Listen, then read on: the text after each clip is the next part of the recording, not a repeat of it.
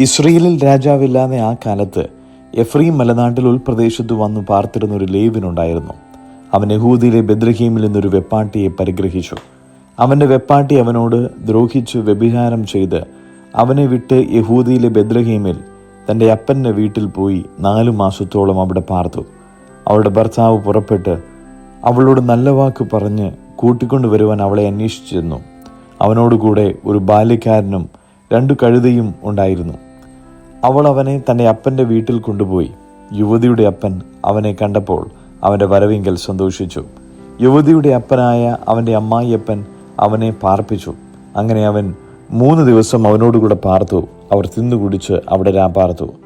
4-ാം ദിവസം അവൻ അതികാലത്ത് എഴുന്നേറ്റ് യാത്ര പുറപ്പെടുവാൻ ഭാവിച്ചപ്പോൾ യുവതിയുടെ അപ്പൻ മരുമകനോട് അല്പം വല്ലതും കഴിച്ചിട്ട് പോകാമല്ലോ എന്ന് പറഞ്ഞു.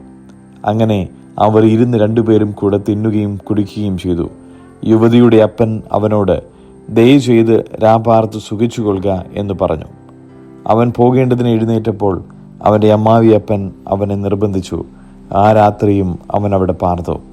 5-ാം ദിവസം അവൻ പോകേണ്ടതിന് അതികാലത്ത് എഴുന്നേറ്റപ്പോൾ യുവതിയുടെ അപ്പൻ അല്പം വല്ലതും കഴിച്ചിട്ട് വെയിലാറും വരെ താമസിച്ചു കൊള്ളുക എന്ന് പറഞ്ഞു. അവർ 2 പേരും ഭക്ഷണം കഴിച്ചു. പിന്നെ അവനും അവന്റെ വെപ്പാട്ടിയും ബാല്യക്കാരനും എഴുന്നേറ്റപ്പോൾ യുവതിയുടെ അപ്പനായ അവന്റെ അമ്മാവിയപ്പൻ അവനോട് ഇതാ നേരം അസ്തമിപ്പാറായി, ഈ രാത്രിയും താമസിക്ക, നേരം വൈകിയല്ലോ, രാപാർത്ത് സുഖിക്ക, നാളെ അതികാലത്ത് എഴുന്നേറ്റ് വീട്ടിലേക്ക് പോകാം എന്ന് പറഞ്ഞു. എന്നാൽ അന്നും രാപാർപ്പാൻ മനസ്സില്ലാതെ അവൻ എഴുന്നേറ്റ് പുറപ്പെട്ടു. യെരുശലേം എന്ന യെബൂസിലേക്ക് സമീപം എത്തി. കോപ്പിട്ട 2 കഴുതയും അവന്റെ വെപ്പാട്ടിയും അവനോടുകൂടി ഉണ്ടായിരുന്നു. അവൻ യെബൂസിന് സമീപം എത്തിയപ്പോൾ നേരം നന്നാ വൈകിയിരുന്നു. ബാല്യക്കാരൻ യജമാനോട് നാം ഈ യെബൂസ് നഗരത്തിൽ കയറി രാപാർക്കരുതോ എന്ന് പറഞ്ഞു. യജമാനൻ അവനോട് ഇസ്രയേൽ മക്കളില്ലാത്ത ഈ അന്യനഗരത്തിൽ നാം കയറരുത്, നമുക്ക് ഗിബയിലേക്ക് പോകാം എന്ന് പറഞ്ഞു. അവൻ പിന്നെയും തന്റെ ബാല്യക്കാരനോട് നമുക്ക് ഈ ഊരുക്കളിൽ ഒന്നിൽ ഗിബയിലോ രാമയിലോ രാപാർക്കാം എന്ന് പറഞ്ഞു. അങ്ങനെ അവർ മുമ്പോട്ട് പോയി ബെന്യാമീൻ ദേശത്തിലെ ഗിബയയ്ക്ക് സമീപം എത്തിയപ്പോൾ സൂര്യൻ അസ്തമിച്ചു. അവർ ഗിബയിൽ രാപാർപ്പാൻ കയറി. അവൻ ചെന്ന് നഗരവീതിയിൽ ഇരുന്നു. രാപാർക്കേണ്ടതിന് അവരെ വീട്ടിൽ കൈക്കൊള്ളുവാൻ ആരെയും കണ്ടില്ല.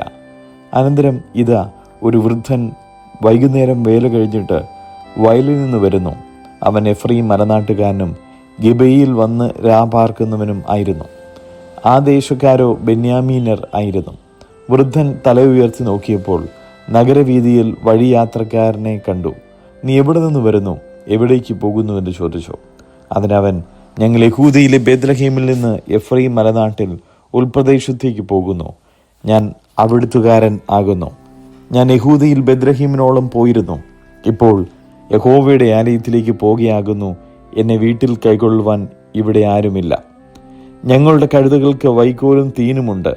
എനിക്കും നിന്റെ ദാസിക്കും അടിയങ്ങളോടുകൂടെയുള്ള ബാല്യക്കാരനും അപ്പവും വീഞ്ഞും കൈവശമുണ്ട്, ഒന്നിനും കുറവില്ല എന്ന് പറഞ്ഞു. അതിന് വൃദ്ധൻ നിനക്ക് സമാധാനം, നിനക്ക് വേണ്ടതൊക്കെയും ഞാൻ തരും, വീതിയിൽ രാപാർക്ക് മാത്രം അരുത് എന്ന് പറഞ്ഞു. അവനെ തന്റെ വീട്ടിൽ കൂട്ടിക്കൊണ്ടുപോയി കഴുതകൾക്ക് തീൻ കൊടുത്തു. അവരും കാലുകൾ കഴുകി ഭക്ഷണപാനീയങ്ങൾ കഴിച്ചു.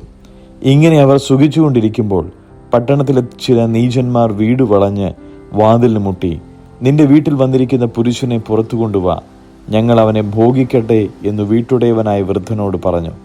വീട്ടുടയവനായ പുരുഷൻ അവരുടെ അടുക്കൽ പുറത്തു ചെന്ന് അവരോട്, അരുതേ, എൻ്റെ സഹോദരന്മാരെ, ഇങ്ങനെ ദോഷം ചെയ്യരുതേ. ഈ ആൾ എൻ്റെ വീട്ടിൽ വന്നിരിക്കൊണ്ട് ഈ വഷളത്വം പ്രവർത്തിക്കരുതേ.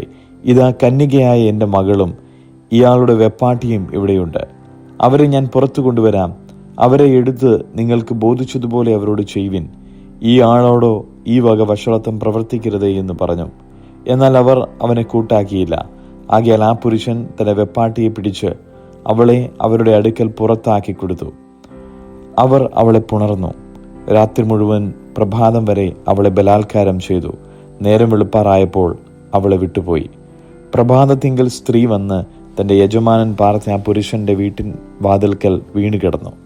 അവളുടെ യജമാനൻ രാവിലെ എഴുന്നേറ്റ് വീട്ടിന്റെ വാതിൽ തുറന്ന് തന്റെ വഴിക്ക് പോകുവാൻ പുറത്തിറങ്ങിയപ്പോൾ ഇതാ അവന്റെ വെപ്പാട്ടി വീട്ടുവാതിൽക്കൽ കൈ ഉമ്മരപ്പടിമേലായി വീണുകിടക്കുന്നു.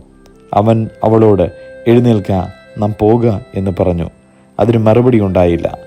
അവൻ അവളെ കഴുതപ്പുറത്ത് വെച്ച് പുറപ്പെട്ട് തൻ്റെ സ്ഥലത്തേക്ക് പോയി.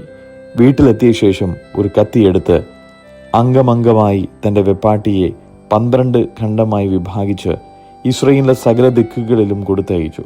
അത് കണ്ടവർ എല്ലാവരും, ഇസ്രായേൽ മക്കൾ മിസ്രയീം ദേശത്തു നിന്ന് പുറപ്പെട്ട നാൾ മുതൽ ഇന്ന് വരെയും ഇങ്ങനെയുള്ള പ്രവൃത്തി നടന്നിട്ടില്ല, കണ്ടിട്ടുമില്ല. ഇതിനെപ്പറ്റി ചിന്തിച്ച് ആലോചിച്ച് അഭിപ്രായം പറവിൻ എന്ന് പറഞ്ഞു. സഭാപ്രസംഗി 11-ാം അധ്യായം. നിന്റെ അപ്പത്തെ വെള്ളത്തിന്മേലെറിയുക, ഏറിയ നാൾ കഴിഞ്ഞിട്ട് നിനക്കത് കിട്ടും. ഒരു ഓഹരിയെ 7 8 വിഭാഗിച്ചു കൊള്ളുക. ഭൂമിയിൽ എന്തനർത്ഥം സംഭവിക്കും എന്ന് നീ അറിയുന്നില്ലല്ലോ.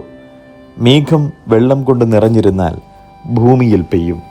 വൃക്ഷം തെക്കോട്ടോ വടക്കോട്ടോ വീണാൽ വീണിടത്ത് തന്നെ കിടക്കും.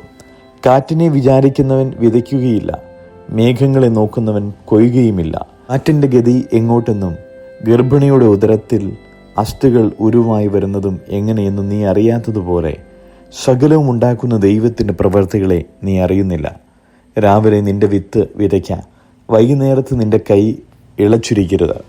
ഇതോ അതോ ഏതു സഫലമാകും എന്നും രണ്ടും ഒരുപോലെ നന്നായിരിക്കുമോ എന്നും നീ അറിയുന്നില്ലല്ലോ. വെളിച്ചം മനോഹരവും സൂര്യന് കാണുന്നത് കണ്ണിന് ഇമ്പമുള്ളതുമാകുന്നു. മനുഷ്യൻ ബഹുകാലം ജീവിച്ചിരിക്കുന്നുവെങ്കിൽ അവൻ അതിലൊക്കെയും സന്തോഷിക്കട്ടെ. എങ്കിലും അന്ധകാരകാലം ദീർഘമായിരിക്കും എന്നും അവൻ ഓർത്തുകൊള്ളട്ടെ. വരുന്നതൊക്കെയും മായയത്രേ. യൗവനക്കാരാ, നിന്റെ യൗവനത്തിൽ സന്തോഷിക്ക. യൗവനകാലത്തിൽ നിന്റെ ഹൃദയം ആനന്ദിക്കട്ടെ. നിനക്കിഷ്ടമുള്ള വഴികളിലും നിനക്ക് ബോധിച്ച വണ്ണവും നടന്നുകൊള്ളുക. എന്നാൽ ഇവ ഒക്കെയും നിമിത്തം ദൈവം നിന്നെ ന്യായവിസ്താരത്തിലേക്ക് വരുത്തും എന്നറിയുക. ആകയാൽ നിന്റെ ഹൃദയത്തിൽ നിന്ന് വ്യസനം അകറ്റി നിന്റെ ദേഹത്തിൽ നിന്ന് തിന്മ നീക്കിക്കളക. ബാല്യവും യൗവനവും മായയത്രേ. സഭാപ്രസംഗി 12-ാം അധ്യായം. നിന്റെ യൗവനകാലത്ത് നിന്റെ സൃഷ്ടാവിനെ ഓർത്തുകൊള്ളുക. ദുർദിവസങ്ങൾ വരികയും എനിക്കിഷ്ടമില്ല എന്ന് നീ പറയുന്ന കാലം സമീപിക്കുകയും സൂര്യന് വെളിച്ചവും ചന്ദ്രനും നക്ഷത്രങ്ങളും ഇരുണ്ടു പോകുകയും മഴ പെയ്ത ശേഷം മേഘങ്ങൾ മടങ്ങി വരികയും ചെയ്യും മുമ്പേ തന്നെ. അന്ന് വീട്ടുകാവൽക്കാർ വിറയ്ക്കും, ബലവാന്മാർ കുനിയും, അരയ്ക്കുന്നവർ ചുരുക്കമാകിയാൽ അടങ്ങിയിരിക്കും. കിളിവാതിലുകളിൽ കൂടി നോക്കുന്നവർ അന്ധന്മാരാകും. തെരുവിലെ കതകുകൾ അടയും, അരയ്ക്കുന്ന ശബ്ദം മന്ദമാകും. പക്ഷികളുടെ ശബ്ദത്തിങ്കൽ ഉണർന്നു പോകും, പാട്ടുകാരത്തികൾ ഒക്കെയും തളരുകയും ചെയ്യും. അന്ന് അവർ കയറ്റത്തെ പേടിക്കും, വഴിയിൽ ഭീതികൾ ഉള്ളതായി തോന്നും. ബദാംവർഷം പൂക്കും, തുള്ളൻ ഇഴഞ്ഞു നടക്കും, രോചനക്കുരു ഫലിക്കാതെ വരും. മനുഷ്യൻ തൻ്റെ ശാശ്വത ഭവനത്തിലേക്ക് പോകും, വിലാപം കഴിക്കുന്നവർ വീതിയിൽ ചുറ്റി സഞ്ചരിക്കും. അന്ന് വെള്ളിച്ചരട് അറ്റുപോകും, പൊൻകിണ്ണം തകരും, ഉറവിങ്കിലെ കുടം ഉടയും, കിണറ്റിങ്കിലെ ചക്രം തകരും.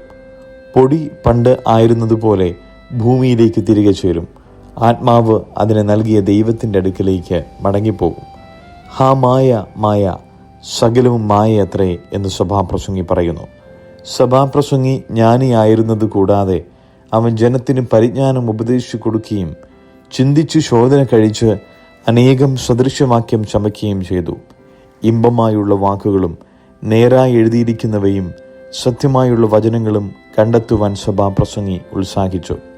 ജ്ഞാനികളുടെ വചനങ്ങൾ മുടിങ്കോൽ പോലെയും സഭാധിപന്മാരുടെ വാക്കുകൾ തറച്ചിരിക്കുന്ന ആണികൾ പോലെയുമാകുന്നു. അവ ഒരു ഇടയനാൽ തന്നെ നൽകപ്പെട്ടിരിക്കുന്നു. എന്നാൽ എൻ്റെ മകനെ, പ്രബോധനം കൈക്കൊള്ളുക. പുസ്തകം ഓരോന്നുണ്ടാക്കുന്നതിന് അവസാനമില്ല. അധികം പഠിക്കുന്നത് ശരീരത്തിന് ക്ഷീണം തന്നെ. എല്ലാറ്റിൻ്റെയും സാരം കേൾക്ക. ദൈവത്തെ ഭയപ്പെട്ട് അവൻ്റെ കൽപ്പനകളിൽ പ്രമാണിച്ചുകൊള്ളുക. അതാകുന്നു സകല മനുഷ്യർക്കും വേണ്ടുന്നത്. ദൈവം നല്ലതും തീയതുമായ സകല പ്രവൃത്തിയും സകല രഹസ്യങ്ങളുമായി ന്യായവിസ്താരത്തിലേക്ക് വരുത്തുമല്ലോ. 2 കൊരിന്ത്യർ 13-ാം അധ്യായം. ഈ 3-ാം പ്രാവശ്യം ഞാൻ നിങ്ങളുടെ അടുക്കൽ വരുന്നുണ്ട്. 2-3 സാക്ഷികളുടെ വാമൊഴിയാൽ ഏതു കാര്യവും ഉറപ്പാകും.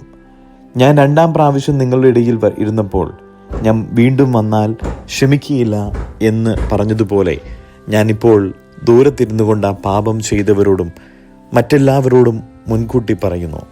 ക്രിസ്തു എന്നിൽ സംസാരിക്കുന്നു എന്നതിന് നിങ്ങൾ തുമ്പ് അന്വേഷിക്കുന്നുവോ?